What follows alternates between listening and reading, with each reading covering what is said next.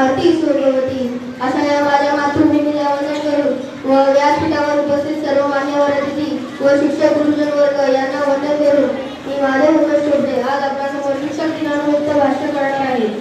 मित्र आज आपण इथे शिक्षक दिन साजरा करण्यासाठी एकत्र जमलेलो आहोत. खरे तर हा दिवस डॉक्टर सर्वपल्ली राधाकृष्णन यांचा जन्मदिवस, जे भारताचे दुसरे राष्ट्रपती होते, त्यांचा जन्मदिवस शिक्षक दिन म्हणून साजरा केला जातो. डॉक्टर सर्वपल्ली राधाकृष्णन हे एक शिक्षक तज्ञ होते व तत्वज्ञ होते, ज्यांनी भारतीय शिक्षण क्षेत्रात अमूल्य योगदान दिले आहे.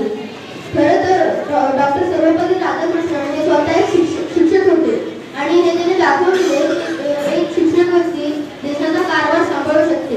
या निमित्ताने आपल्या जीवनात जे शिक्षक आले त्यांना एक आदरांजली म्हणून त्यांच्या चरणी नतमस्तक होणे हीच खरी डॉक्टर सर्वपल्ली राधाकृष्णन यांना आदरांजली ठरेल. शिक्षक म्हणजे नक्की तरी काय हो? तर शिक्षक म्हणजे एक ज्ञानाचा दिवा, जो आपल्या आयुष्यातील, जो आपल्या मनातील अज्ञानरूपी अंधाराचा नाश करून ज्ञानाच्या प्रकाशाने उजळून टाकतो, तो म्हणजे शिक्षक. ज्या प्रकारे कुंभार मातीला आकार देऊन त्याची मडकी बनवतो आणि त्याच मडक्यामधून पाणी घेऊन आपले मन तृप्त होतं, अगदी त्याचप्रमाणे शिक्षक देखील आपल्या जीवनाला आकार देत असतात व ज्ञानामृत पाजतात. आणि त्या ज्ञानामृताच्या जोरावर आज आपल्यासारखे विद्यार्थी जगभरात विविध